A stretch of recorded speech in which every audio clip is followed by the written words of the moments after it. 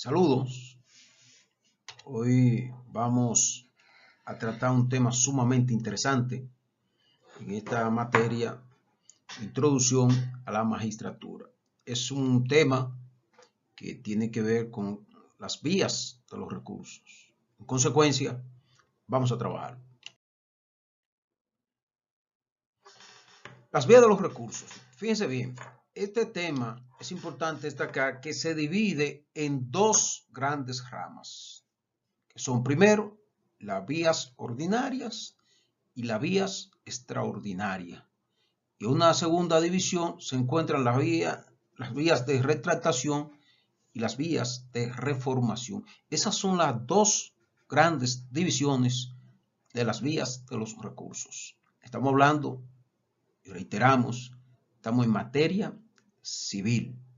Esos son los recursos que nosotros vamos a desarrollar y las vías. En consecuencia, vamos a continuar con la siguiente diapositiva. Miren, las vías ordinarias son la oposición y la apelación. Ahora bien, debemos destacar que estas se utilizan de pleno derecho, siempre y cuando la ley lo permita. Ahora bien, si están abiertas esas vías, usted no puede recurrir por la vía extraordinaria en ningún momento. Y además, estas son, en principio, suspensivas de pleno derecho. Hay que destacar que, por ejemplo, en cuanto a que si la ley lo establece o no, esa vía de recurso, por ejemplo, en materia de referimiento no existe la oposición. Sin embargo, existe la apelación. Otro ejemplo es que en materia de amparo, de acción de amparo, no existe la apelación. Está prohibido. Lo que existe es la revisión de amparo ante el Tribunal Constitucional. Eso, a grosso modo, hay para establecer cierta diferencia. Miren, otra parte, y es que las vías extraordinarias son la tercería, la revisión civil y la casación. Son las tres principales vías extraordinarias. Hay una cuarta, que no la vamos a llamar vía, sino un recurso especial que la mayoría de los autores lo han establecido, y es la impugnación o el contradicto. Saben que está establecido en la ley 834, pero eso lo vamos a tratar en un tema de manera específica sobre los incidentes y las excepciones de procedimiento. Pues es una materia, ¿verdad?, que va en consonancia con esa ley 834. Por eso más adelante. ¿Cuál es la diferencia entre los recursos ordinarios y los extraordinarios? Miren, los ordinarios son suspensivos, excepto cuando se ordene la ejecución provisional. Eso es siempre en principio. Porque, por ejemplo, en materia laboral, hay que destacar que el artículo 539 del Código de Trabajo establece que al tercer día de notificado, eso es ejecutorio. Una sentencia de primer grado, oigan eso. Entonces, ¿qué ha pasado? Que tanto la Suprema Corte de Justicia como también el Tribunal Constitucional se han pronunciado al respecto. Han dicho que eso está bien. Para mí no. Una sentencia de primer grado es una sentencia de primer grado. Y hasta tanto no se adquiera la cosa irrevocablemente juzgada, es decir, que sea definitiva, no se puede ejecutar ninguna sentencia. Esa es nuestra opinión. Pero usted sabe que el artículo 539 está vigente y eso está ahí. ¿Pero qué resulta? Que el derecho a recurrir es un derecho fundamental. Ahora, la consecuencia de un recurso ordinario, ¿qué? Es la suspensión. Es la suspensión. Pero es un tema, ¿verdad?, que lo podemos debatir y desarrollar más ampliamente de manera específica en relación a eso. Eso por una parte. Miren, por otra parte, los extraordinarios no son suspensivos de ejecución, excepto la casación. Hay que establecer que la casación, antes de la ley 491-08, no era suspensivo.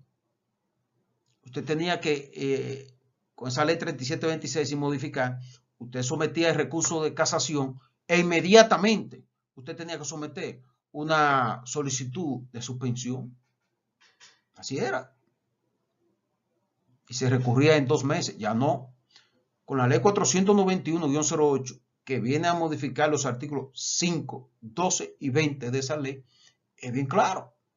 Es suspensivo de pleno derecho, excepto en materia laboral y en amparo. Y ese amparo, excepto el amparo, eso está ahí porque recuerden que el Tribunal Constitucional en el 2008 no existía. No estaba conformado. Entonces, de manera que por eso está establecido. Recuerden que ya los recursos o la acción de amparo no se llevan al tribunal, a la Suprema Corte de Justicia. No importa que el tribunal conozca el amparo, la revisión de esa decisión va a ir siempre al Tribunal Constitucional y debe ser ejercido dentro del plazo de 5 días. Eso lo establece la ley 137-11, que es la ley orgánica del Tribunal Constitucional y Procedimientos Constitucionales. Seguimos. Miren, el juez apoderado de un recurso extraordinario puede examinar solamente aquellas cuestiones limitativamente planteadas en el recurso. Es decir, en principio no puede irse más allá de simple recurso, pero hay situaciones que a veces deben conocer no solamente lo que es el asunto de recurso, sino también el fondo del proceso. La Suprema, hay que destacar que no conoce nunca el fondo del asunto. A veces lo toca de manera somera, ¿verdad? Pero no le corresponde. No le corresponde. Ellos solamente verifican si la ley ha sido bien o mal aplicada. Vamos a seguir. Miren, los recursos extraordinarios no pueden ser invocados contra la sentencia susceptible de ser atacada por un recurso ordinario. Me explico. Si usted con un recurso extraordinario, usted jamás en la vida, por ejemplo, si usted recurre en casación, usted no puede pretender establecerse o incoar un recurso de apelación. Porque se supone, en principio, puede haber ya pasado. Si usted recurre en casación, puede haber pasado por casación, por apelación. Pero no en todos los casos. Porque usted una sentencia, por ejemplo, única instancia en un juzgado de paz, usted lo puede llevar a casación. Y aunque esté prohibido la apelación, todo va a depender. Un ejemplo de eso, ustedes saben que en materia de juzgado de paz, en materia civil, se conoce en única instancia hasta la suma de 3,000 pesos. En única instancia. Artículo 1 del Código de Procedimiento Civil, ¿verdad? Entonces, eso puede ser llevado a casa, es decir, no te permite la apelación, pero te permite la casación. Es un derecho a recurrir. Eso por poner un ejemplo, ¿verdad? Miren, las vías de retractación se conocen ante el mismo tribunal y es, por ejemplo, la oposición y la revisión civil. Miren, hay oposición que usted tiene que hacer, sea primero por haberle editado un defecto por falta de comparecer o un defecto por falta de concluir. Aunque hay una jurisprudencia que establece que cuando se refiere a un defecto por falta de concluir, lo sanciona. Si esa decisión jurisprudencial sanciona y le prohíbe el recurso. Pero eso no es así. La Suprema no puede estar prohibiendo. Si la ley no lo prohíbe, eso está permitido. Eso está permitido. Y además, la sanción que puede establecer la Suprema no puede ser rechazando el recurso. No, tiene que conocerlo. Pero usted sabe que la unidad jurisprudencial ellos deben mantener, de acuerdo al artículo 2 de la ley 3726, pero pueden modificar. Eso no es absoluto. Y al no ser absoluto, pueden modificarlo, pero, claro está, con un asunto bien motivado, bien fundamentado y, en fin, un asunto que sea sustentable. Así de simple. Seguimos. La vía de reformación, miren, en este recurso es incubado por ante un tribunal de orden superior. Es decir, ¿qué usted procura? Que le cambien la decisión. ¿Y cuál puede ser eso? El recurso de apelación. Si usted apela es porque no está de acuerdo. ¿Y qué usted busca? Una reformación, un cambio. Entonces ahí procede las vías de los recursos referente a la reformación.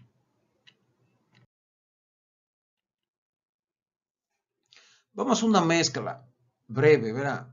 De las vías de los recursos. Presten atención a esta partecita. Fíjense bien. Miren, la oposición es una vía ordinaria y de retractación. ¿Por qué es de retractación? Porque la debe conocer el mismo tribunal. El mismo tribunal. Y es suspensivo. Y es suspensivo. Seguimos. La apelación es una vía ordinaria de reformación. ¿Qué procura esto? Modificar, reformar la decisión. Pero hay que tomar en cuenta que en el recurso de oposición, si bien es cierto de retractación, puede llegar a reformar. Si varía la decisión, es una reformación. Ojo con eso. Por eso le estoy haciendo una mezcla. Miren, la revisión civil es una vía extraordinaria de retractación. ¿Por qué es de retractación? Porque la va a conocer el mismo tribunal. ¿Puede ser de reformación? Puede ser de reformación. Oigan esto. ¿Por qué? Porque si se cometió un error, el juez cometió un error en la decisión y se somete a la revisión, él puede enmendar ese error. Si es un error, porque a veces por, qué sé yo, por desconocimiento o a propósito, pero la puede reformar, no solamente producirse la retractación. Seguimos. Estoy haciendo una mezcla, por eso le pongo el título, mezcla de las vías de los recursos. Ahora bien, la tercería opera a veces como vía de retractación y vía de reformación. ¿Cómo así? Miren, la tercería, cuando es de retractación, como su nombre dice, se retrotrae a que sea el mismo tribunal que lo conozca. Pero también puede variar. Si afectó a ese tercero y ese tercero recurrió por esa vía, puede cambiar la decisión. Si tiene elementos contundentes que tienden a variar esa decisión. Ojo con eso. Tiene que una mezcla que le estoy haciendo. La casación es especial. Recuerden que la casación es una vía extraordinaria y en consecuencia no conoce el fondo del asunto, sino que compete realmente al tribunal de envío cuando es casada la sentencia. Eso a grosso modo. Seguimos. El plazo de la vía de los recursos. Mire, no hay un plazo definido ni común para todos los recursos. No lo hay. Y por eso aquí en esta sesión de clase vamos a ver que un recurso tiene hasta 20 años para ejercerlo. Una locura. Una locura. Esa es la tercería. Pero vamos a ver que la revisión civil tiene 2 años. La apelación va a depender qué procedimiento sea. Tiene 15, tiene 20, perdón, sí, tiene 20 en materia penal, tiene 30 en materia, y así por el estilo. Pero no tienen una uniformidad. Esa es la idea esencial de eso. El recurso de oposición. Vamos a tratar el recurso de manera específica. Fíjense. Aquí procede contra quien se ha pronunciado una sentencia en defecto. Recuerden que defecto puede ser por falta de concluir o por falta de comparecer. Cualquiera de las dos puede ser. Entonces, si cualquiera de las dos puede ser, está hábil. Procede. Aunque con la observación que yo le establecía hace un momentito de esa sanción que quiere establecer la Suprema Corte de Justicia, una decisión jurisprudencial, de una sanción a todo defectuante que sea por falta de concluir, que no debe ser, pero está ahí. Bien, el litigio vuelve al tribunal que ha estatuido por primera vez, es decir, se retrotrae, vuelve al tribunal, debe conocerlo. En consecuencia, no procede contra la ordenanza en referimiento. Está prohibido. La ley 834, en su artículo 101 y siguiente, prohíbe el recurso de oposición contra la ordenanza en referimiento. Claramente lo establece. En consecuencia, ¿qué va a pasar? Que su base legal está establecida en el artículo 149 y siguiente del Código de Procedimiento Civil cuando se refiere a los tribunales de primera instancia.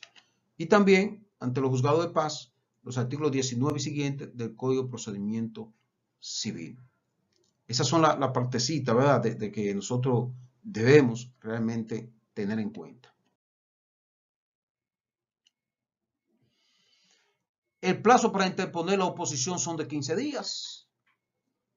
Ojo con eso, 15 días a partir de la notificación. Todos los plazos se empiezan a correr a partir de la notificación, que puede ser a la persona condenada en defecto, ¿verdad?, a su representante legal o en el domicilio del primero.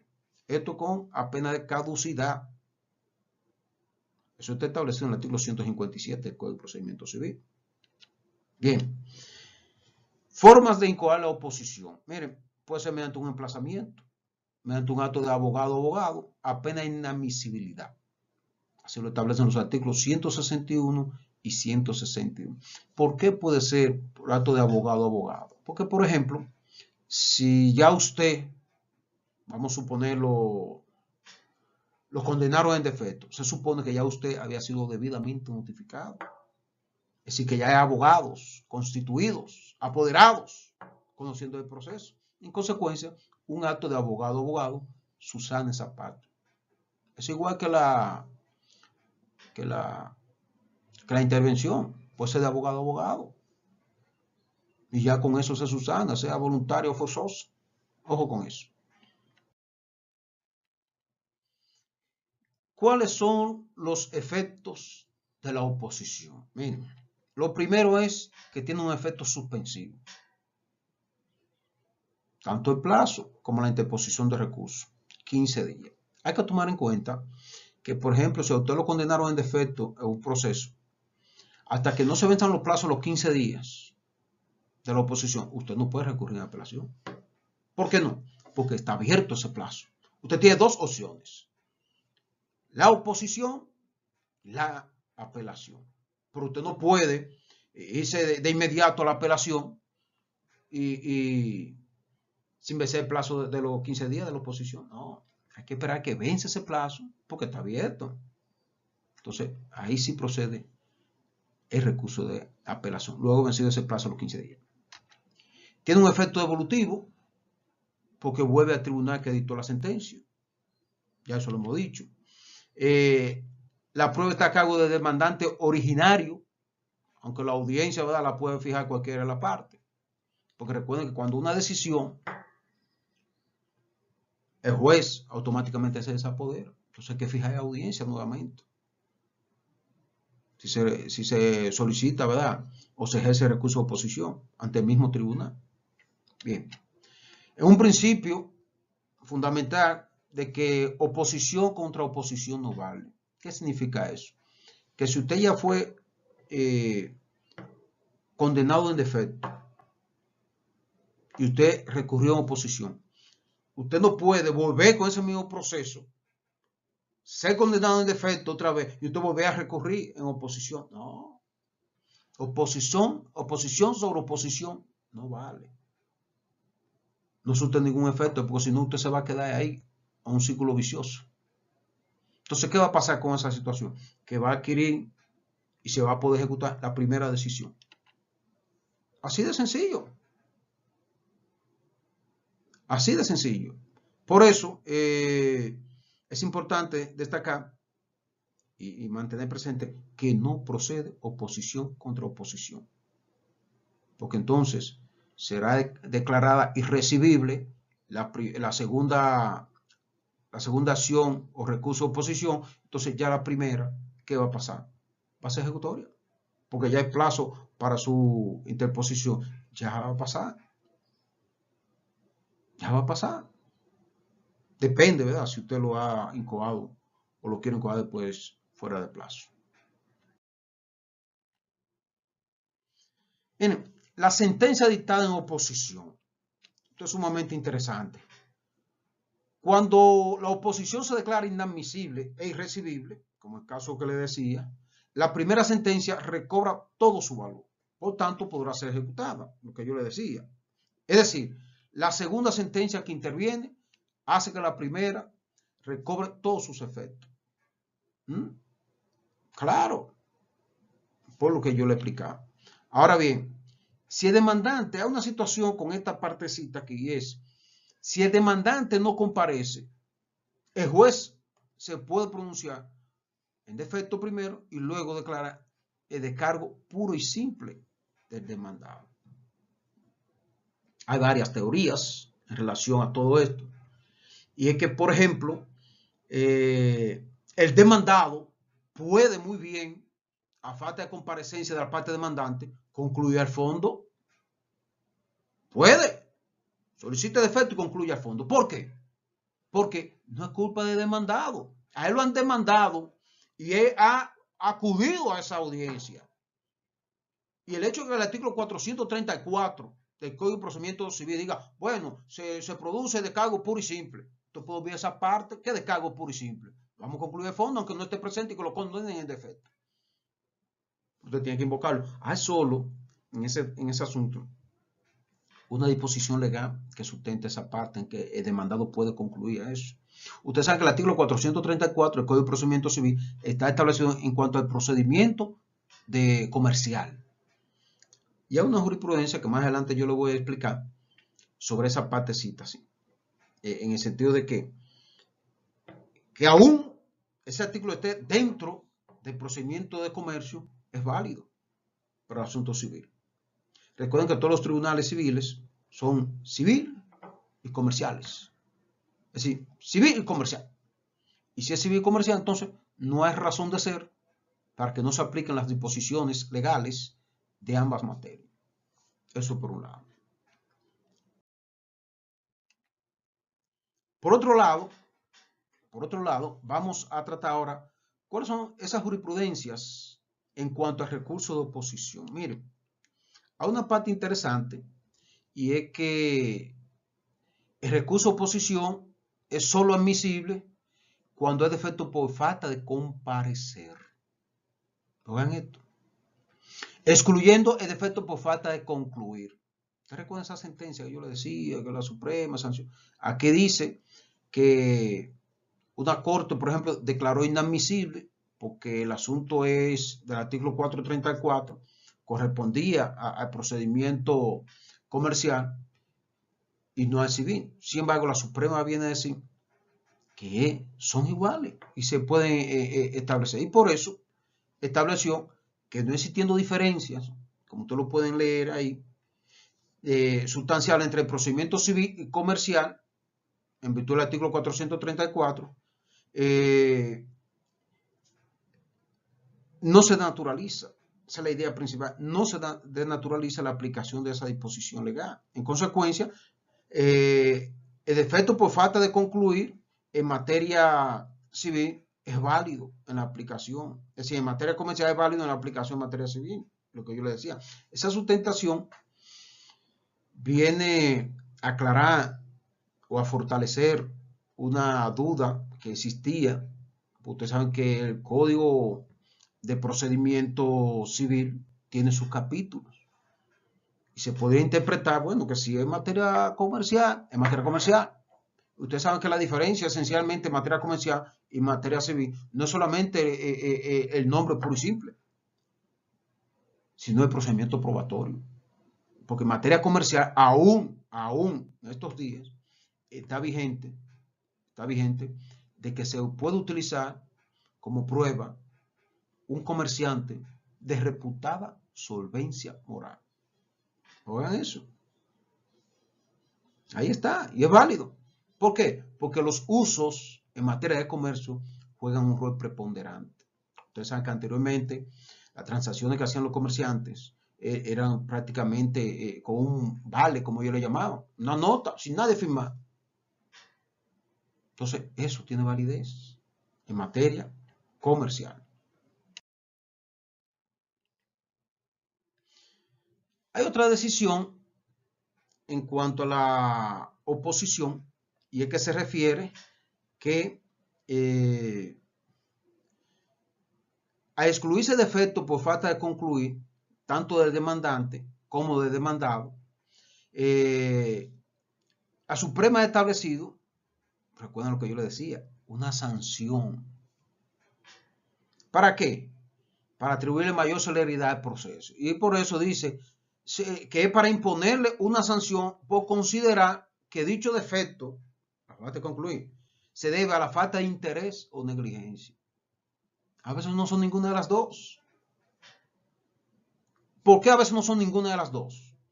Porque si usted está, por ejemplo, solicitando una medida de instrucción al juez apoderado, él no puede invitar lo que usted concluya al fondo. Usted se está instruyendo, usted quiere que se siga instruyendo el proceso. Y quizá esa solicitud de medida de instrucción sea determinante para ese proceso.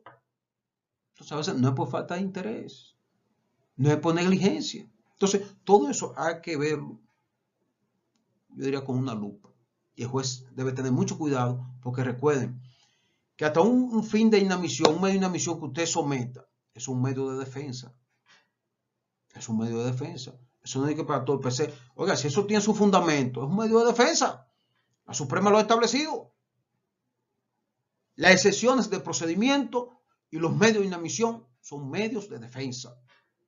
Así está consagrado de manera jurisprudencial, ¿verdad? Entonces, eso hay que respetarlo. Ojo con eso. Ojo con eso.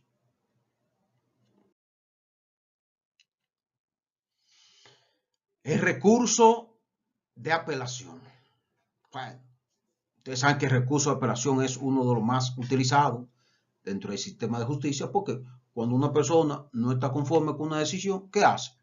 Recurre a apelación. Eso es lo ordinario, eso es lo común en todo proceso. En consecuencia, siempre ejercido por una persona que no ha tenido ganancia de causa. ¿Y qué procura? O que le anulen eso o que le reformulen eso. Así de simple. Eso es lo que se procura con el recurso de apelación. Ahora bien, la base legal está desde el artículo 443 al 473 del Código de Procedimiento Civil. Ahí todo usted lo va a encontrar sobre el recurso de apelación ordinario. Ordinario. Ojo con eso. El derecho a recurrir es constitucional. Eso está en el artículo 60, numeral 9. Con la tutela judicial efectiva. Se permite recurrir, un derecho fundamental. En consecuencia, hay que tomar cuenta de eso. Ahora, si la ley lo prohíbe, tiene que abrirle otra vía. Lo que yo le decía. No se permite en amparo la apelación, pero se permite la revisión. O como el caso de los referimientos. No se permite la oposición, pero se permite la apelación. Es decir, que siempre hay una vía. Porque no se puede dar el derecho a recurrir. Y por eso en materia ordinaria, los recursos ordinarios, una ley específica para que no proceda debe prohibirlo. Ojo con eso. Seguimos. Es de principio, independientemente de ese derecho fundamental, el doble grado de jurisdicción. Por eso hay mucha teoría que definen y establecen como una situación delicada cuando se juzga en primera instancia, aunque tenga privilegio de jurisdicción. Cuando a usted lo juzga en primera instancia, eso no le conviene a ningún procesado, aunque tenga ese privilegio de jurisdicción, pues está perdiendo un grado. Se está perdiendo un grado. Por eso no se le puede dar tanto crédito, ¿verdad? O tanto beneficio a un proceso que se conozca en única instancia, por plenitud de jurisdicción, o por privilegio de jurisdicción, más bien. Ojo con eso.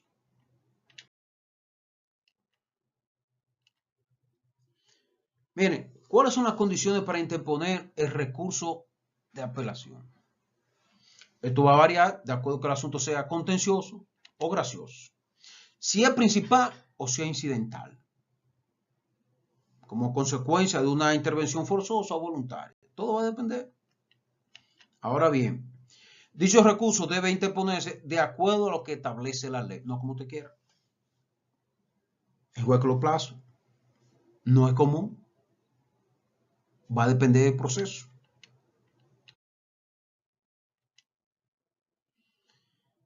¿Cuál es el plazo para interponer el recurso de apelación? Lo primero que le llega a la mente es 30 días, pero depende del proceso. Aunque sea apelación. ¿Por qué? Si bien es cierto que en materia civil, materia ordinaria, ¿verdad? Es de un mes, lo establece el artículo 443. Aquí los jueces han definido o establecer que un mes es de conformidad con el calendario gregoriano, que es el que utilizamos, ¿verdad? Pero ¿qué pasa? Por ejemplo, febrero puede tener 28, 29 días y no son 30. Entonces, ¿qué se ha procurado? ¿O qué se ha utilizado normalmente en los procesos? Un mes, 30 días. Y con eso se subsana cualquier duda, cualquier inquietud, cualquier divergencia que pueda existir en relación a eso. Pero recuerden siempre que el plazo es franco. No se cuenta ni el día antes ni el día después. Ojo con eso. Ahora, si es referimiento, la apelación son 15 días. Si es materia de divorcio, 2 meses. Y por eso va a depender. Si es materia penal, por poner un ejemplo, eso no es derecho. Si es materia penal, son 20 días. Entonces, todo va a depender del proceso. Ahora, si es común ordinario, civil, 30 días.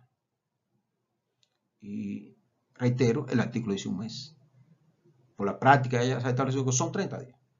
Más los 2 días, por ser franco. Miren,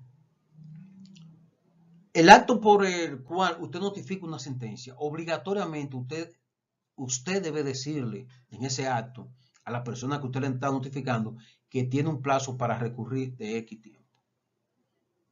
Si es de ordinario, si es de apelación, 30 días o el mes, ¿verdad? Como usted le quiera poner. Si es de oposición,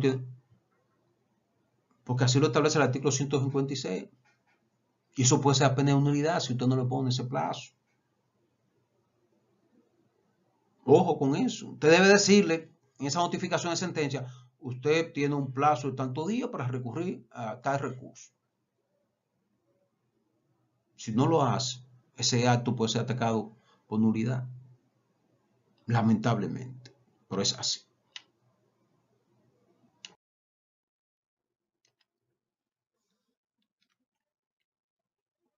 El procedimiento contencioso. Miren, el emplazamiento será en los términos que establezca la ley. Ustedes saben que, por ejemplo, para notificarle o emplazar a un extranjero o una persona que reside en el extranjero, más bien, el Código de Procedimiento Civil establece los días. Si vive, por ejemplo, en Alaska, tantos días. Si vive en Estados Unidos, tantos días. Todo va a depender. Y así está establecido. Y está vigente. ¿Cómo se le va a notificar a esa gente? Vía la Cancillería. Entonces ya usted es que tiene que darle seguimiento a eso.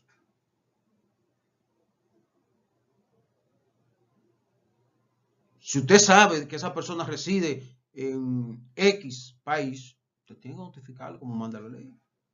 No notificarlo en el aire como hacen muchos abogados.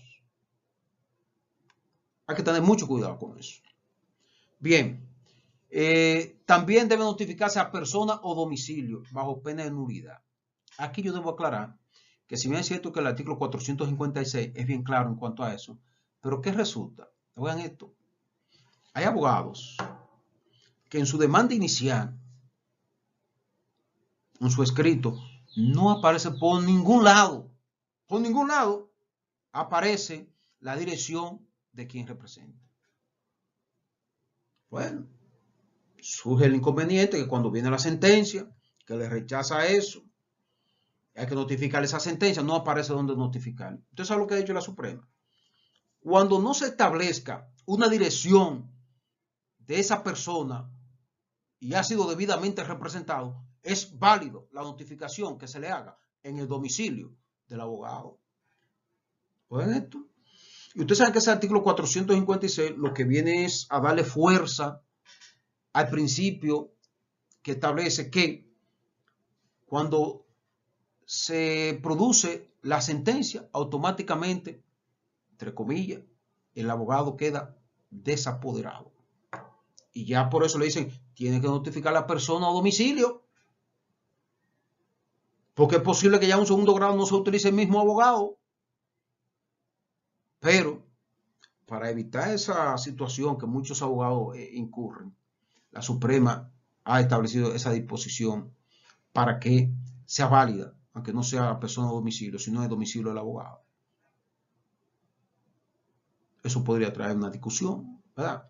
Porque si resulta que ese abogado ya no es abogado, esa parte, pero lo que establece tiene un vínculo, ¿sabe cómo localizarlo? Esa es la idea esencial de esa decisión jurisprudencial. No es tratando de violar ninguna norma, sino buscando una solución a esos tipos de situaciones. Bien, debe contener también las enunciaciones prescritas para los emplazamientos, ¿verdad? El nombre, los datos generales, todo eso, la descripción de la sentencia, fecha, el dispositivo, todo eso. Y también las motivaciones, tanto de hecho como de derecho, y las pretensiones, que vienen siendo las conclusiones.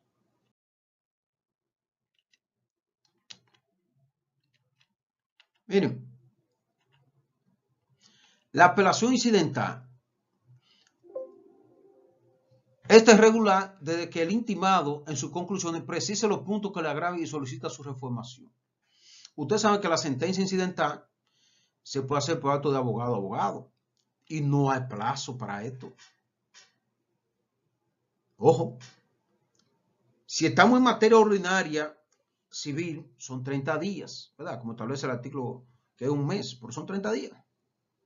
Usted puede en el transcurso, inclusive, oigan esto, inclusive hasta la sentencia definitiva, usted puede apelar de manera incidental, porque esa apelación se puede hacer hasta verbal. ¿Y qué se busca con una apelación incidental? Modificar cierta parte de la sentencia. Claro está, que no le beneficie. ¿Cuál podría ser eso? Por ejemplo, que usted tenga ganancia de causa, pero lo condene, o usted tenga una indemnización a la otra parte, condenando a la otra parte, por ejemplo, de 1.000.000 de pesos, y usted tiene que ser muy poco. Entonces usted puede, de manera incidental, para que aumenten esa partecita. No que cambien el sentido de la sentencia, sino esa partecita, el aumento de la indemnización.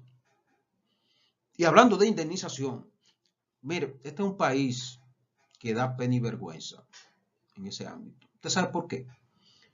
Porque no hay un parámetro. No hay un parámetro para un juez decidir cuánto puede deducirse de una indemnización. Y a lo que yo entienda, hay jueces con más criterios, ¿verdad? Y pueden decir, bueno, tráeme una prueba de que cuánto tú has perdido. Tráeme una prueba de cuánto tú has dejado de ganar. Pero, oigan, ustedes saben, ya cambiando la visión de eso, ustedes saben que aquí había una ley de tránsito y se hacía eco la agencia de seguro, que le decía, una mano, la imputación de una mano, 150 pesos, una pierna, 200 pesos, la muerte, 1.200. Óigame, poniéndole precio, eso no tiene precio. Eso no tiene precio. Pero, por suerte, ya eso fue modificado, eso fue derogado más bien. Pero estaban ahí. Estaban ahí. Entonces, el aspecto de las indemnizaciones, la Suprema Corte de Justicia debe elaborar, yo diría, a través del Consejo del Poder Judicial, una norma o crearse una ley. Está bien que eso no se puede determinar, pero usted tiene que cumplir solamente, usted tiene que cumplir con ciertos requisitos para que usted obtenga una indemnización. Porque eso está al libre albedrío de lo que decide el juez. Si está bien, si está mal, si está sin ningún parámetro. Eso hay que cambiarlo. Eso requiere un cambio. Porque estamos juzgando a personas, condenándolo a indemnización, que ni siquiera a veces la persona tiene la solvencia para cumplirla. Entonces, una indemnización debe ser de conformidad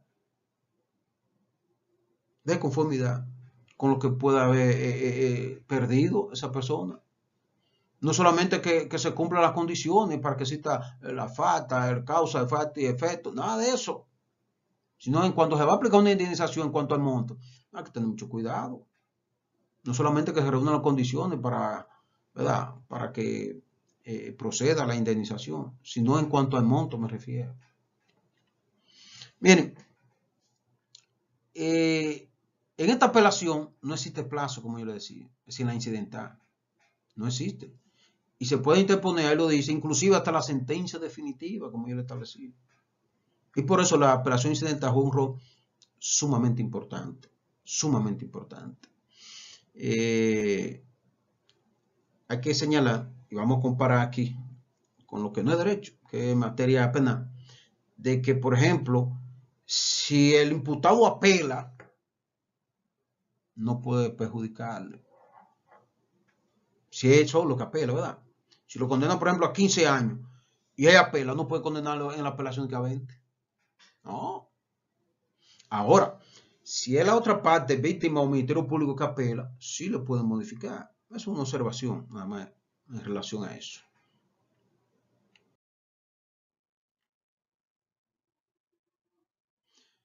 Efectos de la apelación. ¿Cuáles son los efectos que produce la apelación? Miren, es un efecto suspensivo. Automáticamente, excepto cuando se ordena la ejecución provisional. Ya eso yo se lo había dicho.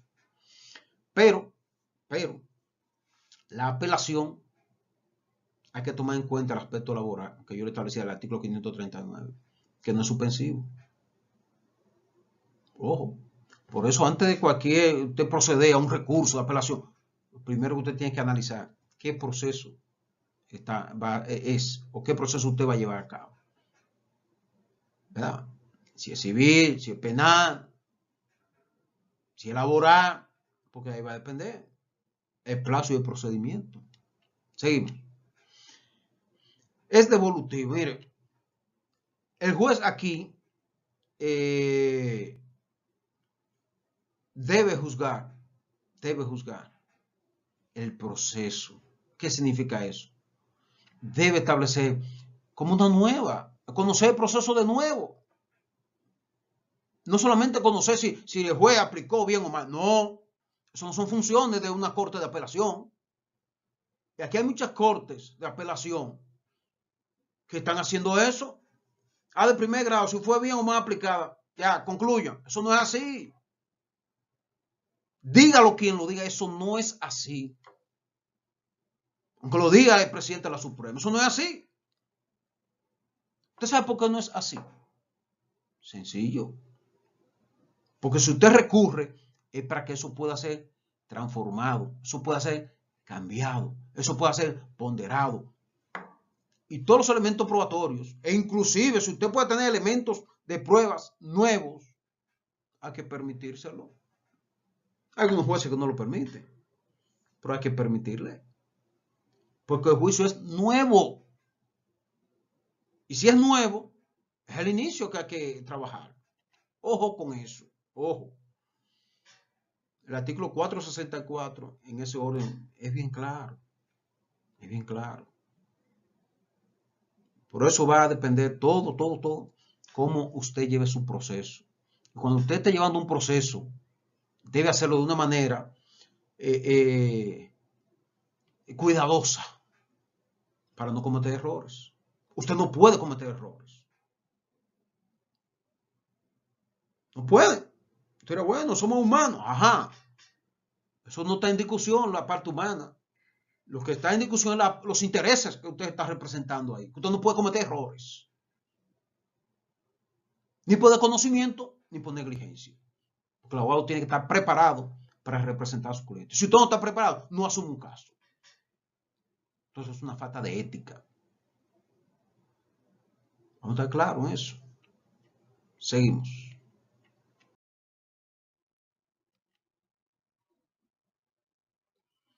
La avocación. Abocar. ¿Qué será abocar? Mire, su nombre lo dice. ¿Qué es la avocación? Esto generalmente se da una corte de apelación y le pertenece al juez. Pero esa avocación debe ser cuando el expediente quede en estado de fallo, es decir, cuando se vaya a fallar. ¿Abocar qué es? Conocer el fondo. Hay cortes de apelación, oigan esto, que solo quieren, lo que yo les decía anterior, de decidir si fue bien o mal aplicada y ya, bueno, nosotros no somos competentes, o nosotros, un ejemplo, o procede o no procede, y ya lo dejáis. No, tienen que conocerlo de nuevo. De nuevo, por ejemplo, aquí tenemos cuando un tribunal se declara incompetente, entonces usted recurre, si hay una medida de instrucción, porque recuerden que si se refiere el tribunal exclusivamente a la competencia y competencia, lo que procede es la impugnación con un recurso especial, que en esta materia no lo vamos a tratar en esta clase, sino más adelante. Entonces, si hay una medida de instrucción ordenada, conjuntamente con una incompetencia, la Corte, que es la apelación que procede, la Corte no puede establecer o enfocarse solamente si es competente ellos, si son incompetentes. No, y el fondo. Por ejemplo, si el juez dice, sí, son incompetentes, ese proceso no puede quedar en el aire. O no es competente. O sea, cualquiera de las dos tiene que abocarse a conocer el fondo de manera obligatoria, porque ese proceso no puede quedar en el aire. Ojo con eso. Bien, miren, para que un tribunal de un segundo grado pueda abocar, les reitero, debe estar en estado de fallo. No puede antes. Tú no puedes decidir lo que todavía si no puede abocarse a conocer el fondo si todavía no han concluido todo eso. Ojo con eso.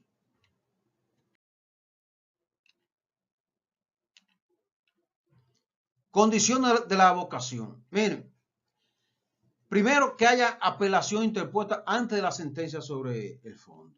Segundo, que exista información de la sentencia impugnada, o sea, su rechazamiento. Así como también que el asunto se haya en estado de recibir fallo del fondo. Esa es la parte más esencial de eso.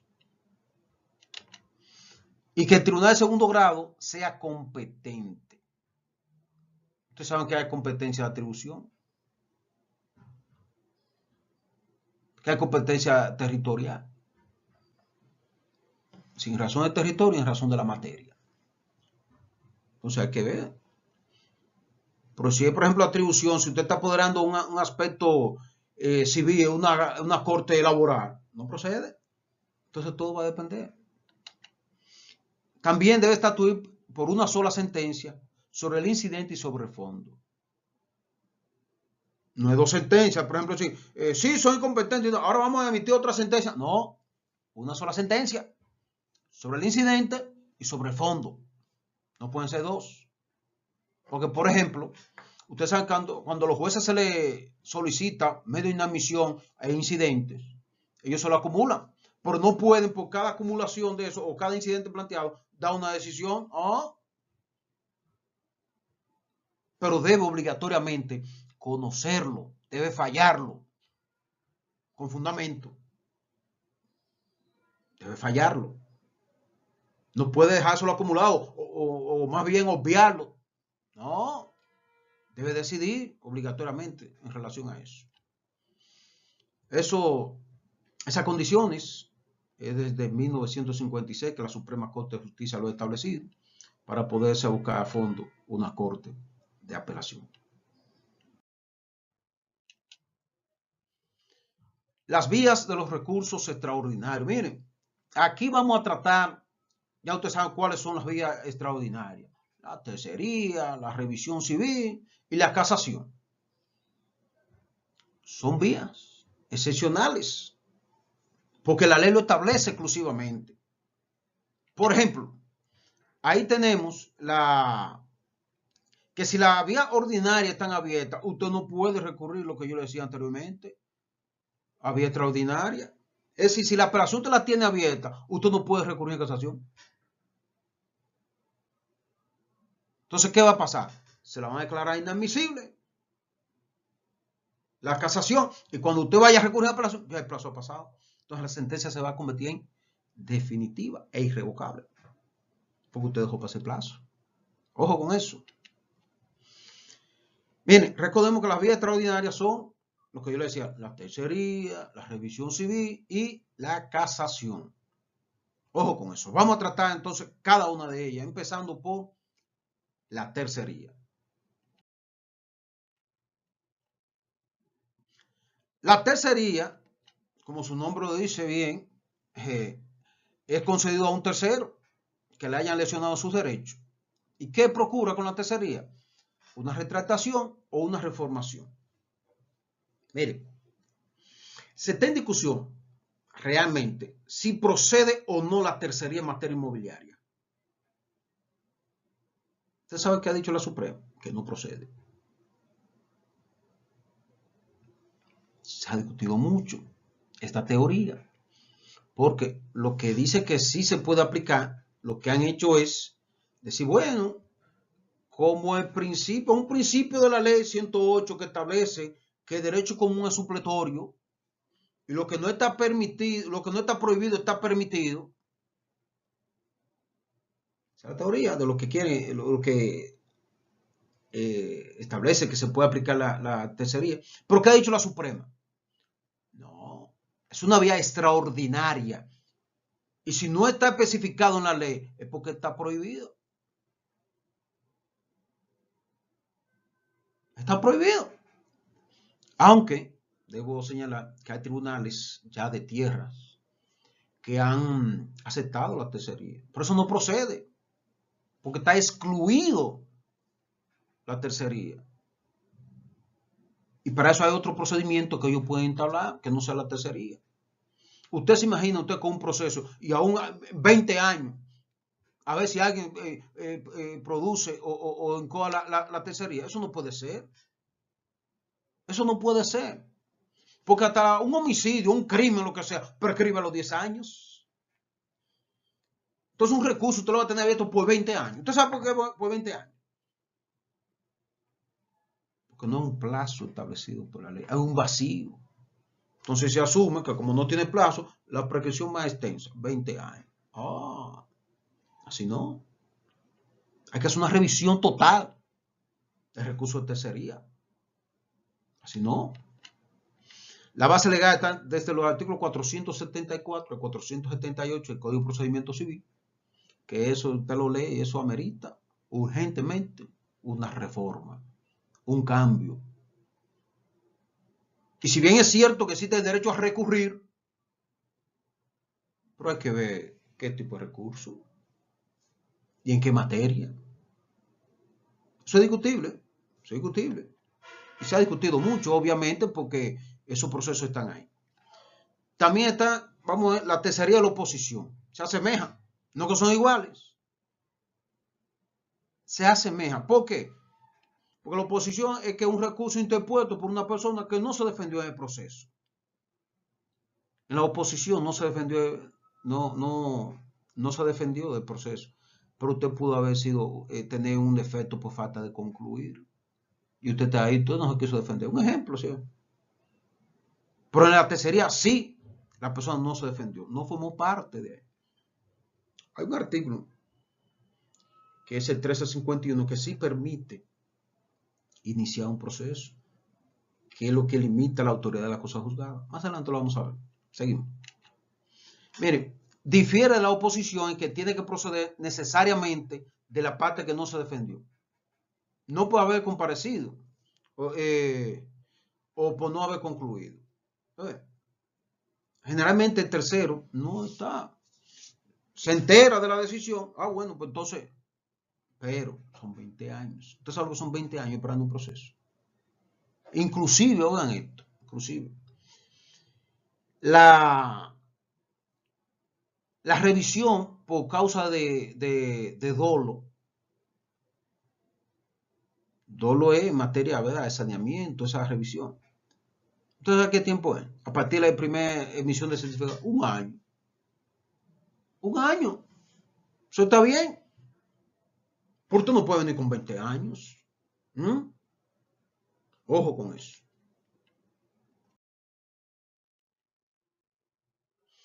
Fundamento de la tercería. Miren, si usted se pone a buscar los fundamentos de la tercería, usted se va al acceso a la justicia, al derecho a ser escuchado, a ser juzgado, y todo eso, y más, usted lo va a encontrar en el artículo 69 de la Constitución de la República. Y más. Usted puede agregar el derecho a recurrir, que también se ordena el 9, todo eso. Ese fundamento de la tercería. Pero aquí viene, si hay una ley especial que no lo permite, usted no lo puede encoger. Es difícil. Miren, aunque existe un principio general establecido en el artículo 1351, que era lo que yo le establecía anteriormente, del Código Civil, que limita estrictamente la autoridad de cosas juzgadas, es decir, que sea entre la misma parte, que sea el mismo objeto, que sea...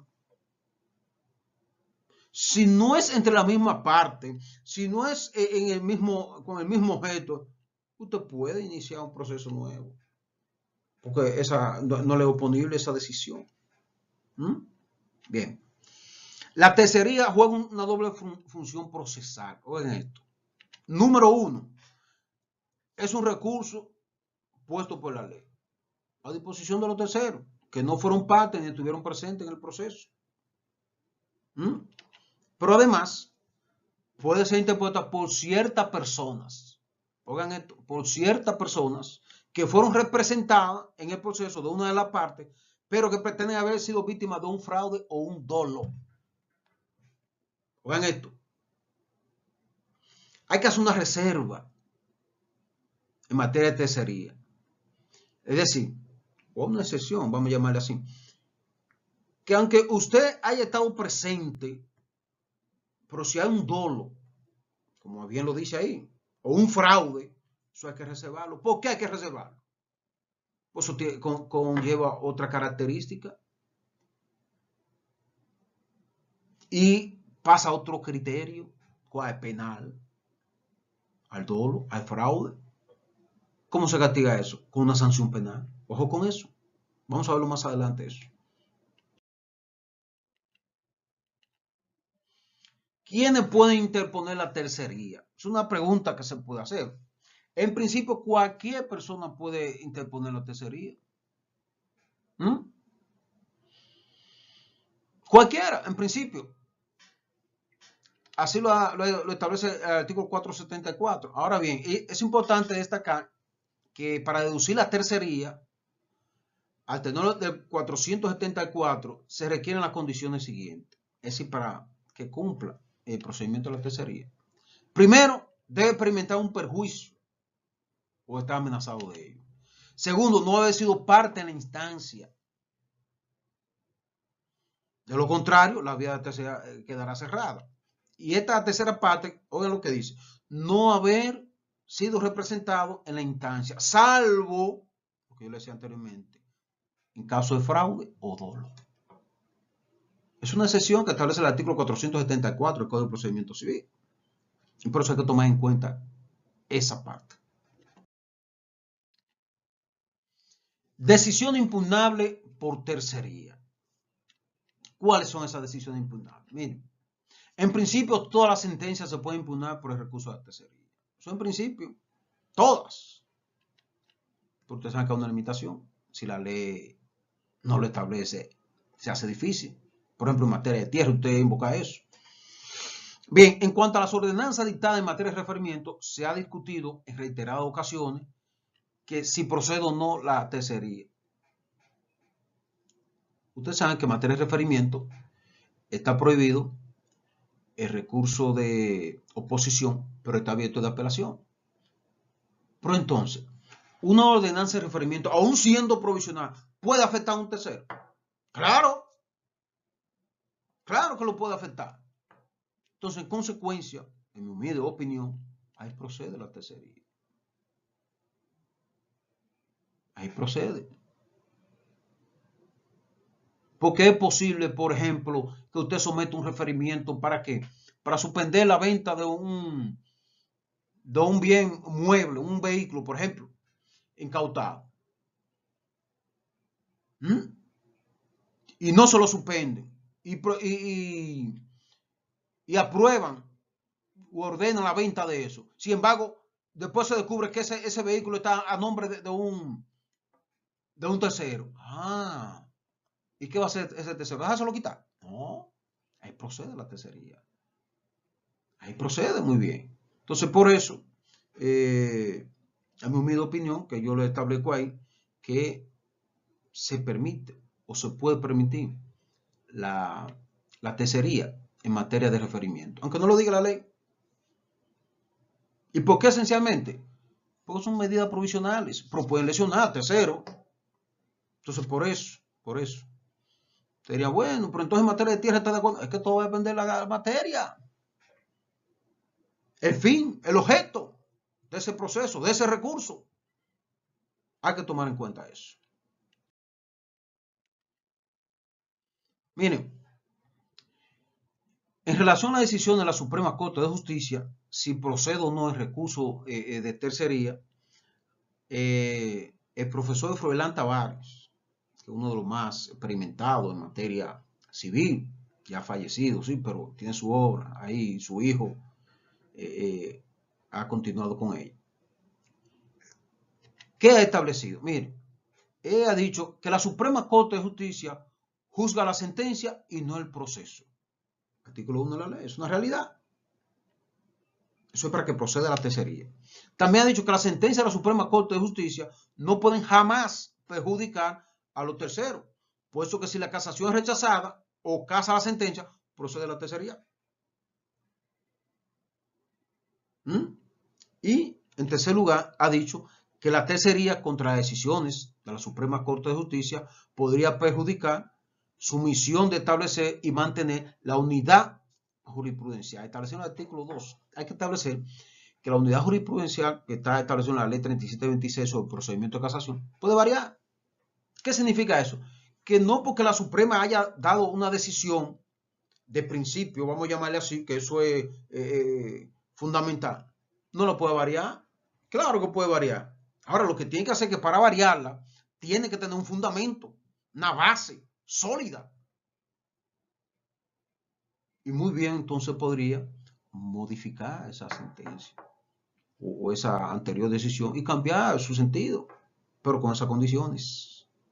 Porque la Suprema no puede estar, ni las altas cortes, por ejemplo, el Tribunal Constitucional, que sí, que no, que sí, como está, por ejemplo, el Tribunal Constitucional en relación a las 30. Que sí, oiga qué locura.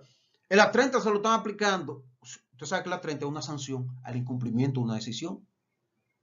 Usted sabe lo que está haciendo y qué ha hecho el Tribunal Constitucional en relación a la 30. Que ha aprobado la 30, pero entonces se lo concede a una institución sin fines de lucro. Óigame, esa persona o esa institución ha sido parte del proceso. Eso es para beneficio de quien ha iniciado la acción. ¿Cómo ese tercero se dice, no, yo no quiero esa 30, ¿cómo lo va a ejecutar?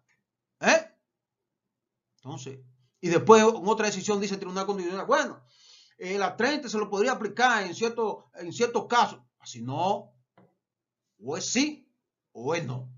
Si es no, es por esto y esto y esto. Si es sí, es por esto. Pero no puede estar en dos aguas, como dicen, ¿verdad? Es un vaivén para un lado y para otro. Igual que la suspensión cuando ellos están tratando que ahora, cuando usted somete un recurso de revisión de decisión jurisdiccional en virtud del artículo 53-54 de la ley 137-11, que es que usted tiene que someter ese recurso y conjuntamente un recurso de suspensión. Usted sabe lo que está haciendo el Tribunal Constitucional, que lo está funcionando. Al fusionarlo los dos, ya está desnaturalizando la suspensión. Entonces quiten eso. O que se modifique, que sea suspensivo del pleno de derecho, inmediatamente se recurre en revisión constitucional de decisión jurisdiccional. Pero no venía a fusionar los dos procesos y ya entonces se naturaliza totalmente la suspensión. Lo que deben hacer es, como ellos lo hacían antes, se conoce la suspensión, si procede o no procede, y posteriormente entonces se continúa. ¿Qué era lo que pasaba con el recurso de casación? Entonces, ¿qué hay que hacer con esto? Modificar si eso es suspensivo del pleno y esperar Ahora, lo que ellos tienen que hacer es tomar la decisión, decidir en el plazo que establece la ley. 30 días, 30 días. 90 días, 90 días. Y no como ellos coger y durar 3, 4 años para fallar. Un proceso lo tienen que hacer en 30 días. Entonces, hay que tomar en cuenta eso.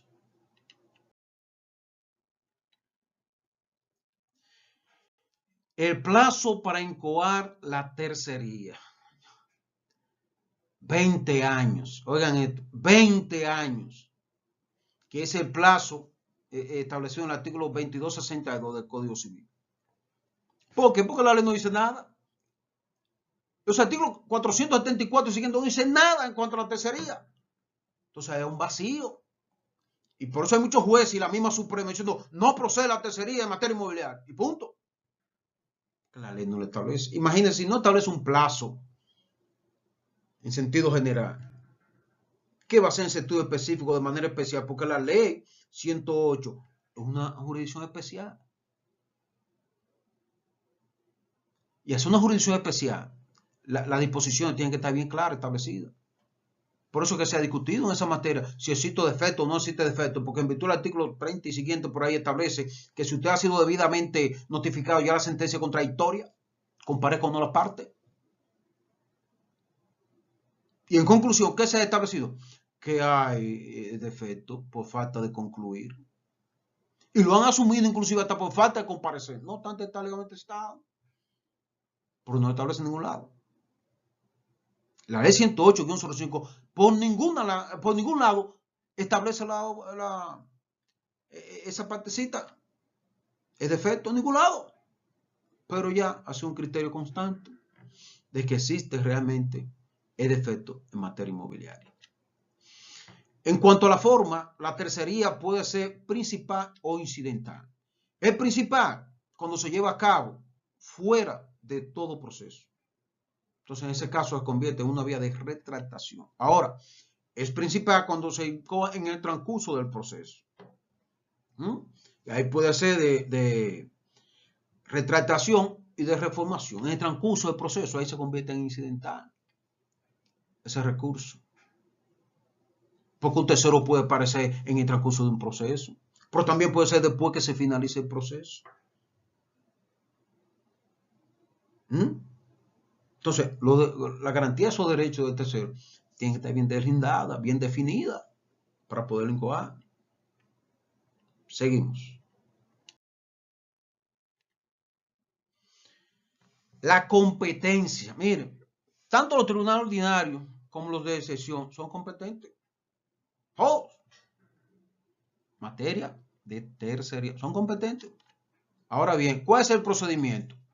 Se puede iniciar mediante una citación. Recuerden que la citación siempre será un juzgado de paz. Un juzgado de paz. Procede la citación. Ahora, cuando hablamos de emplazamiento, es tribunal ordinario en primera instancia. Y también puede ser de abogado a abogado. Porque si, el ejemplo que yo siempre he establecido, si ya usted lo ha notificado y usted no compareció, o sí compareció, ya usted es abogado apoderado. En consecuencia, si una tercería, por ejemplo, incidental, sí procede automáticamente ese acto de abogado a abogado. Y también puede ser en lo principal. Entonces, todo es discutible. Lo que hay que ver es la esencia del proceso. En qué etapa está, cómo se ha llevado a cabo, para usted entonces determinar qué procedimiento va a seguir utilizando. Miren, la sentencia que haya adquirido de carácter la cosa juzgada será ejecutada contra los litigantes condenados, no obstante la tercería. Así lo establece el artículo 478. ¿Y por qué de esto? Miren, ya dijimos que el plazo para interponer son 20 años. Entonces, ¿usted cree que en 20 años qué no habrá pasado? En 20 años una situación de esa naturaleza. Entonces ya porque usted recurrió, entonces ya no se va a ejecutar. No. Hay que ejecutarla. Artículo 478. Y por eso ustedes ven que hay como un choque, ¿verdad? El derecho a recurrir a la tercería, muy bien, a la Constitución, el derecho a recurrir, pero entonces aquí me limitan Entonces allí dice que no procede. Entonces hay que ponderar todo eso. Hay un vacío que no se puede dudar, no se puede, ¿verdad?, ignorar, no se puede evadir. La tercería tiene un vacío legalmente, lamentablemente. Miren, jurisprudencias en materia de tercería. Esto es sumamente interesante. ¿Qué ha dicho la Suprema Corte de Justicia? Bueno, por ejemplo, ¿verdad? Ustedes van a encontrar, ustedes ven ese extracto, es un extracto que hay ahí, porque es tenso. Yo traté de condensarlo lo más posible. ¿Qué dijo la Suprema Corte de Justicia en eso? Mire, cuando se trata de sentencia de adjudicación, lo que procede es la demanda de nulidad, no procede la tercería. Lean, ¿qué dice? La sentencia de adjudicación no es susceptible de ningún recurso, salvo de una acción principal en nulidad, pero no procede el recurso extraordinario de tercería. Ahí está la decisión del año 2000. Bueno, 20 años hacen eso. Y todavía se mantiene. Toda la sentencia de adjudicación no es susceptible de recurso, sino de la acción principal en nulidad. Pero hay una disposición, oigan esto, hay una disposición, el mismo Código de Procedimiento Civil, es que cuando usted en el transcurso del proceso de embargo, antes de esa sentencia de adjudicación, usted ha sometido a algunos incidentes, usted puede recurrir a apelación. Usted puede. Pero lo que más se acude en la práctica es a la demanda principal en nulidad, para evitar que se la rechace, porque eso hay que tomarlo con una lupa y ver si en verdad usted participó o ver si en verdad se plantearon esos incidentes establecidos específicamente los incidentes del embargo inmobiliario. Eso hay que establecerlo. Seguimos. Miren, la tercería es un recurso extraordinario que tiende a la retractación, como yo le he dicho, o la reformación, pudiendo dicha sentencia ser impugnable mediante recursos ordinarios y extraordinarios en términos del derecho común. Eso ha venido a fortalecer más bien lo que es la tercería en sentido general. Y la Suprema Corte de Justicia, vamos a decirle, queriendo hacerse la graciosa, porque si ustedes se dan cuenta, esto fue lo primero. Mire el boletín 1076 y la de arriba del boletín 1078. Porque a veces, y hay que decirlo, la Suprema Corte de Justicia, no importa su sal, muchas veces evaden. Evaden conocer el fondo de los procesos. Evaden tomar una decisión. Evaden también tener un carácter o definir un principio, un procedimiento, lo que sea. El ejemplo de la tercería. Siempre con paño tibio. Que sí, que no, bueno, que sí, pero den una decisión uniforme en materia de inmobiliaria. Procede, no procede la tercería. Una de las dos. La revisión en materia procede o no procede. Por esto, definirlo. Es más, yo diría no definirlo. Someta un proyecto de ley, porque en cada legislatura, hagan esto, en cada legislatura se convocan a los representantes de los poderes y específicamente en este caso, por ejemplo, la Suprema, si tiene proyectos de interés para esta legislatura, que lo sometan. ¿Por qué no se hacen seminarios y se convocan a las partes, a los actores del sistema de justicia a opinar en relación a determinadas leyes para mejorarla, para adecuarla a los nuevos tiempos? No. Aquí lo que se quiere, y específicamente la presidencia de la Suprema, está administrando fondos. Eso no es posible. Un presidente de la Suprema está administrando fondos, construyendo locales, alquilando locales para audiencia. Así no. Los jueces están, es para dictar sentencia. Y por eso es un principio. Los jueces hablan por sentencia, entre comillas, ¿verdad? Pero no puede estar mezclado con el aspecto administrativo, manejando recursos y también el aspecto jurisdiccional. Eso distorsiona. Eso hay que cambiarlo. ¿En qué sentido? Bueno, vamos a nombrar un administrador general de la Suprema. Un ejemplo, que no tenga nada que ver con el aspecto jurisdiccional, que no tenga nada que ver con el aspecto de los nombramientos. Pero aquí todo lo quieren concentrar en y por eso es un poder, el poder, el poder, todo el poder. Poder judicial, consejo de... Así no. Eso hay que mejorarlo. Necesitamos mejorar eso. Estamos avanzando, es cierto, pero estamos en pañales todavía en ese orden. Necesitamos más. La sociedad requiere más. Y más aún jueces que se comprometan a dictar sentencia de conformidad con la ley. Eso se necesita. Eso se requiere. Seguimos.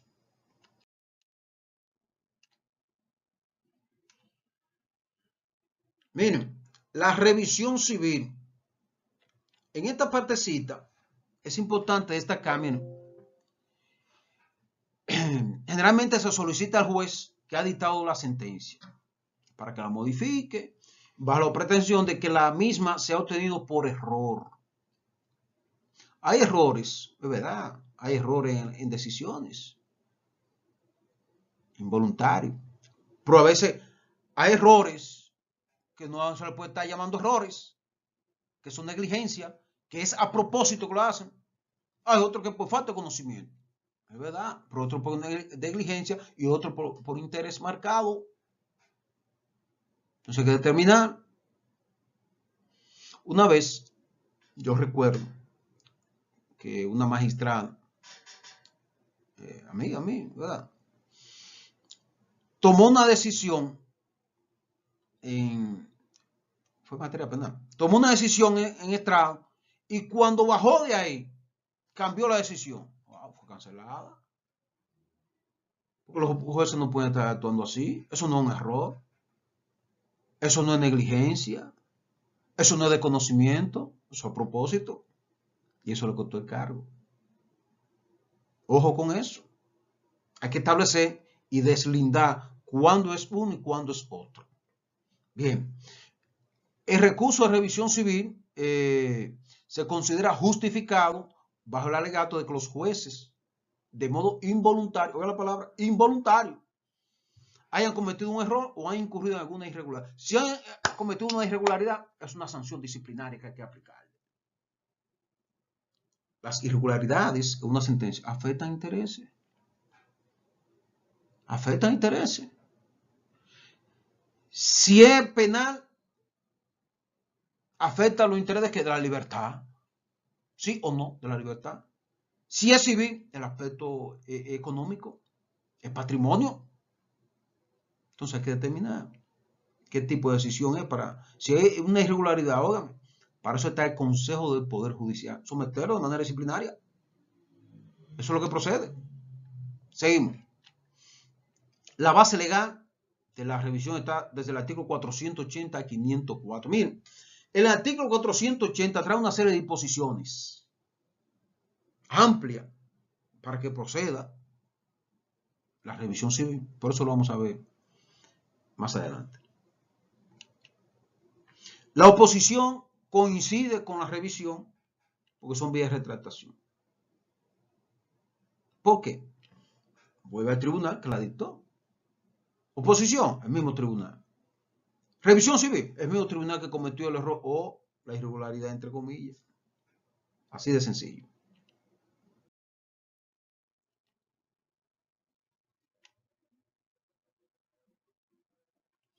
Miren, decisiones contra las cuales se puede interponer la revisión.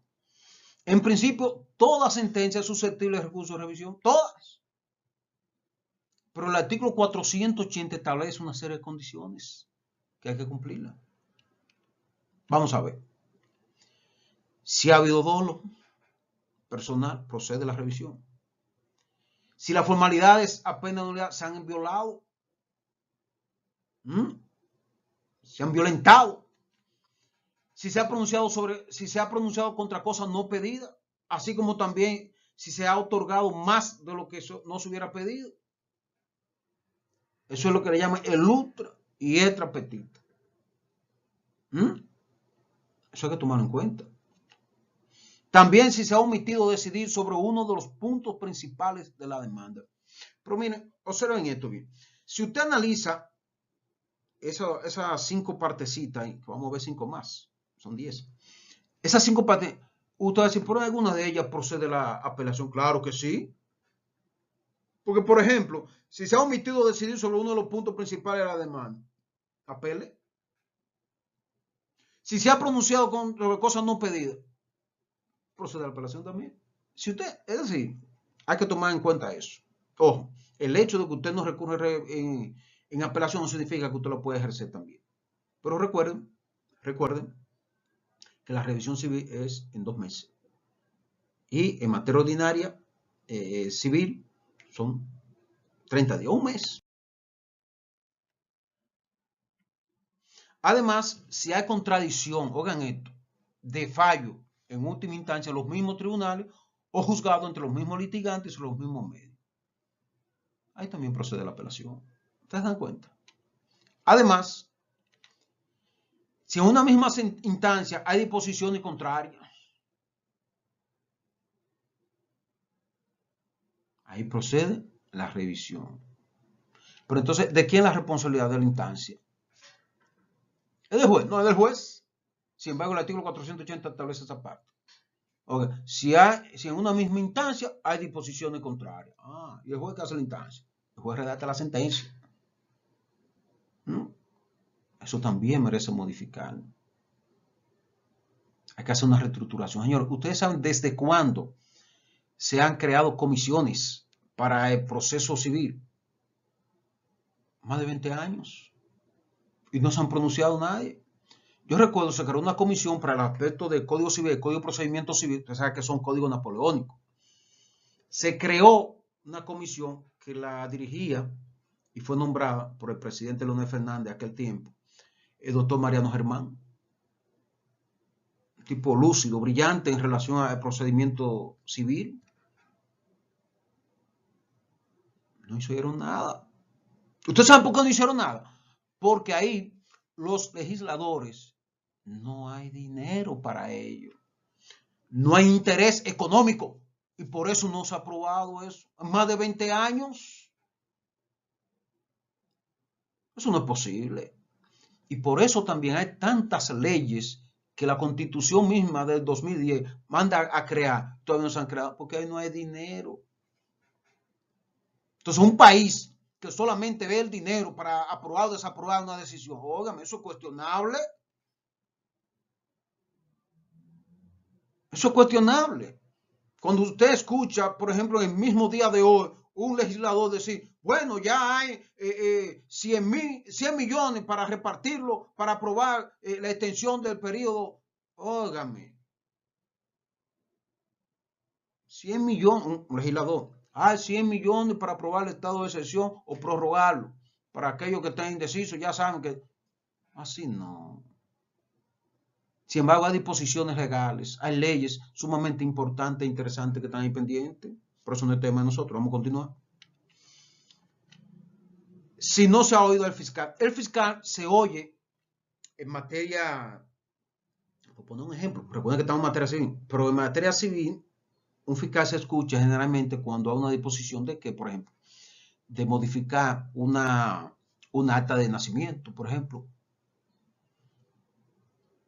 Entonces en esa acta de nacimiento se requiere escuchar al fiscal, pero ahora hay que establecer cuándo es competente el Tribunal Superior Electoral en esa materia y cuándo es competencia de la Fiscalía en principio, que debe opinar para referirlo luego a un tribunal civil.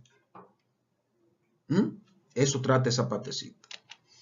También si se ha juzgado en virtud de documentos, oigan esto, que se hayan reconocido o se hayan declarado falsos después de pronunciada la sentencia. Eso puede pasar.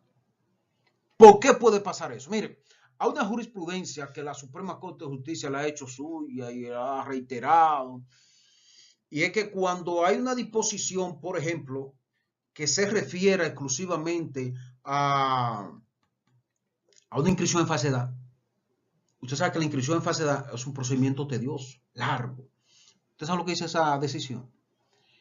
Que lo deja a discreción al juez si admitir o no ese procedimiento. Eso no es posible. Eso no es posible. Un juez a simple vista no puede determinar si hay falsedad o no. Es un técnico.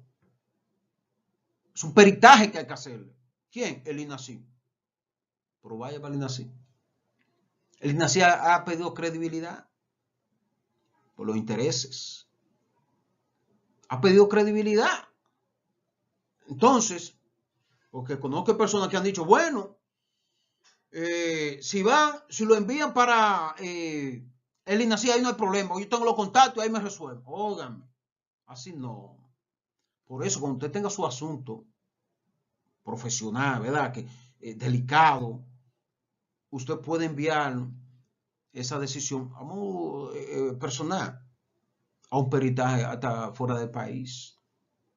Porque aquí no hay credibilidad, lamentablemente. Pero lo más importante de todo esto es que el juez no está obligado a tomar ese peritaje. Eso es referencia, es un perito. Hay perito que se pronuncia por lo que yo le decía de manera de sus intereses. Y aquí se ha perdido la credibilidad del peritaje, lamentablemente. Y por último tenemos, si después de la sentencia se han recuperado documentos decisivos que se hayan retenido por la parte contraria. ¿Cuándo se da un caso de esa naturaleza? Sencillo.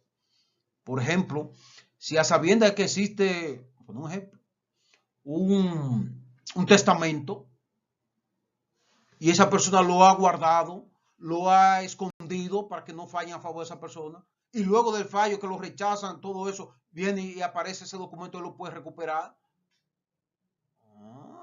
Ahí procede entonces.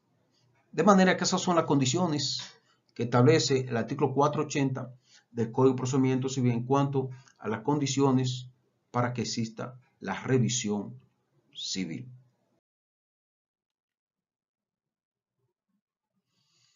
Mire, el texto del 480, que yo le decía, y le digo ahora, le reitero, que es muy extenso, no menciona a los juzgados de paz por ningún lado, pero sí se puede incoar la acción civil cuando se ha dictado en única instancia.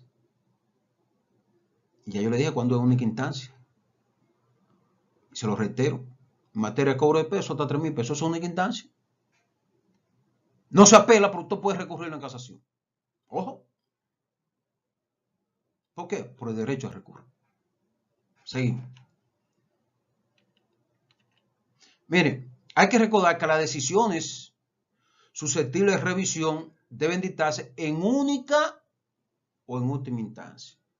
Si usted va al artículo 480 del Código de Procedimiento Civil, no le dice así, sino le establece como como último recurso. Algo así es que dice. O sea, ahí no procede. Es decir, no es que no procede, sino que eso lo que quiere decir es que en única o última instancia. Y por eso, esa decisión de la Suprema del año 1972 viene a aclarar esa parte. A eso que se refiere el artículo 480 del Código de Procedimiento Civil, que debe ser en única o en última instancia para que proceda la revisión. Mire, no procede contra la ordenanza en referimiento a la revisión civil, porque las mismas son provisionales. Y además, frente a nuevos hechos, se pueden volver a acudir al juez de los referimientos. Es decir, se puede modificar nuevamente. Es igual que la sentencia en materia de pensión. No pueden ser susceptibles del recurso de revisión civil porque son provisionales. Y cada vez que las partes quieran modificar, solamente tienen que acudir. Ojo con eso. El recurso de revisión y de la casación son vías independientes. Por tanto, pueden interponerse simultáneamente, pero usted tiene que tener mucho cuidado. Si usted recurre en revisión y deja pasar el plazo, entonces, ¿para dónde va? Ahora, usted lo que tiene que hacer, mi recomendación, es hacer un buen recurso de casación y no arriesgarse con la revisión. Porque aquí muchos jueces no entienden lo que es una revisión civil.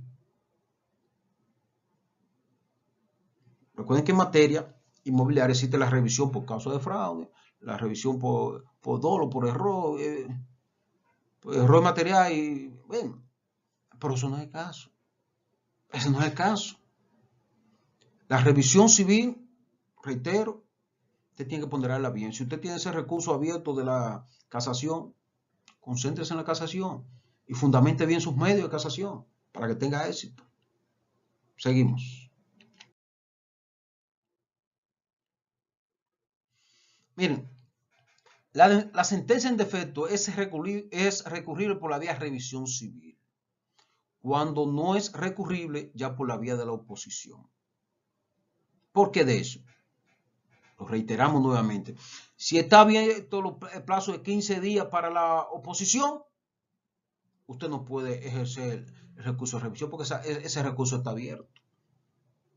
Es decir, usted no puede ejercer la vía, el recurso civilación civil, el recurso de revisión civil, si la oposición está abierta. No, espere que pasen los 15, igual que la apelación, espere que pase ese plazo, entonces para interponer el recurso. Esa es la idea. Reiteramos que la sentencia que es susceptible de impugnar por la vía de apelación no puede atacarse por el medio del recurso de revisión. Si usted apeló, no se vaya por la revisión civil.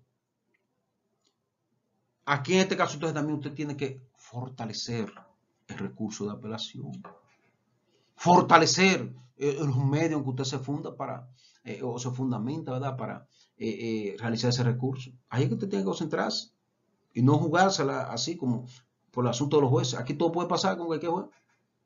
Seguimos. El que deja pasar el plazo, lógicamente, para apelar sin hacerlo pierde la oportunidad de recurrir a revisión. Porque ya si usted dejó el plazo ya se va a convertir en definitiva. Y si se convierte en definitiva, ¿para qué usted va a recurrir en revisión? Excepto, recuerde que son 2 meses, excepto que usted pueda obtener ese plazo abierto. Pero hay que tomar en cuenta el plazo para no fallar con eso. Seguimos. ¿Quiénes pueden interponer recursos de revisión civil? Adiós. Miren, está abierto a las partes, sus causavientes y quienes hayan sido representados en la instancia. Rigen la misma regla que para la apelación, así de sencillo. Ahora bien, se admite que las partes pueden renunciar a recursos de revisión civil, igual como usted puede renunciar a recursos de apelación. Eso es opcional. Aunque no lo diga en ninguna disposición legal, usted puede renunciar. Si usted no quiere recurrir, no recurra. Pura y simplemente. Plazo y procedimiento de la revisión civil. Mire, el plazo yo le había dicho ya que son 2 meses. Sea persona o domicilio, artículo 483.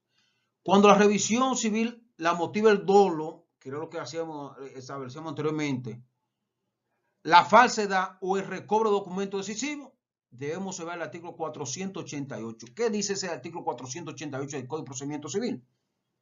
Que va a empezar a correr ese plazo de 2 meses a partir de que se descubra ese dolo, esa falsedad. A partir de que no es de que ya pasaron los 2 meses y ya. No.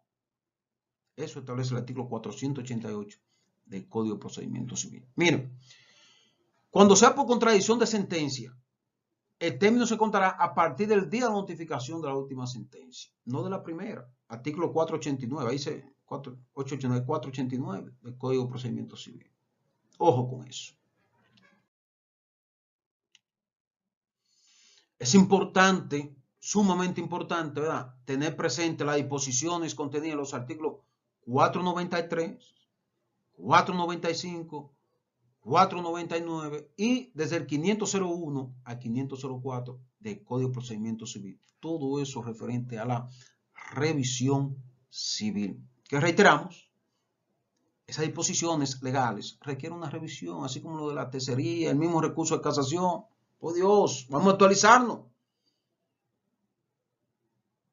No está inventando como lo está haciendo la Suprema, que muchas disposiciones tecnológicas, pero vamos a la base legal.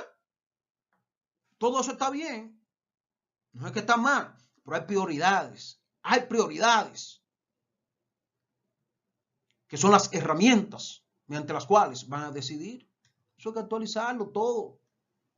Cuando se da una sentencia, sea realmente una sentencia, no como formulario o modelo, que era que se fallaba antes en la Suprema. ¿Usted sabe qué hacía la Suprema Corte de Justicia? Que le enviaba formularios, modelos de sentencia a todos los jueces. ¿Para qué? Para que de conformidad con ese orden fuera que fallaran. ¿Y tú sabes para qué? Para cualquier decisión que fuera a ser recurrida en casación, ellos tienen un mecanismo ya formales de cómo fallarlo. Así no. Todos los jueces son independientes en sus decisiones y deben fallar de conformidad con la realidad del proceso. No por un simple formulario. Todas las decisiones no son iguales. Ojo con eso. Ojo. Yo recuerdo un libro que yo escribí, le denuncié públicamente a la Suprema Corte de Justicia de que estaba fallando por formato o modelo. Se la comparé las dos sentencias y se la publiqué en un libro para que vean cómo yo fallaba. Es igual también que la Suprema Corte de Justicia en materia de manutención falló una decisión después de 20 años. Es decir, después que ya el niño está en mayoría de edad, que ya no procede. Así no. Y ustedes saben, a quién yo le di a hacer prólogo, a un juez de la Suprema para que se defienda de eso. Que es el mismo que falló la decisión, amigo mío. Que al principio dice, yo no estoy de acuerdo con cierto pronunciamiento de Henry en el libro, pero la realidad es igual también que yo publiqué que, por ejemplo, por falta de una copia certificada de la sentencia, antes le llamaba copia auténtica, por ejemplo, de 78 casos que ellos conocieron, 73 le declararon inadmisible por esa copia auténtica. Eso no es posible. ¿Usted sabe por qué no es posible? Porque en materia inmobiliaria no se requiere eso. En materia penal, estamos hablando de casación, tampoco se requiere eso. Entonces, ¿por qué hay que hacerlo entonces en materia civil? Porque la ley dice, entonces vamos a interpretar textualmente así. Ajá, así no. Por eso yo le di a ese mismo juez de la Suprema, mi amigo, a que se defienda, que se pronuncie en relación a eso. ¿Y por qué no llevan a cabo procedimientos? ¿Y por qué la Suprema está tambaleando o tambaleaba tanto? Por ahí está escrito. Pero eso no es el tema. Seguimos. Las sentencias que estatuyan sobre la revisión civil son atacables por la vía de la casación, de conformidad con el derecho común. ¿Cuál es el derecho común? La misma ley 3726 sobre el procedimiento de casación modificada por la 421-08. Sencillo. Es decir, que si a usted le fallan de X o tal manera, o un recurso de revisión civil, usted puede recurrir en casación. Y después que le falle en casación, usted se va para el recurso constitucional de decisión jurisdiccional. Se aplica, porque tiene que cumplir con las condiciones y los requisitos establecidos en el artículo 53 y 54 de la ley 137-11, que es la ley sobre el procedimiento constitucional y la ley orgánica del mismo Tribunal Constitucional. Así de sencillo. Miren, en la próxima sesión de clase, nosotros vamos a tratar el recurso de apelación. El recurso de apelación es fundamental. Y yo he querido dejarlo hasta aquí, toda esta parte. ¿Usted sabe por qué? Porque el recurso de casación requiere una serie de explicaciones, como yo le decía, de los diferentes procedimientos, de fundamento de lo que son los medios de casación, que hay que prestar mucha atención, de los mismos plazos establecidos en la ley. Por eso yo he querido dejarlo hasta aquí, esta parte, y por eso entonces, por hoy, ¿verdad?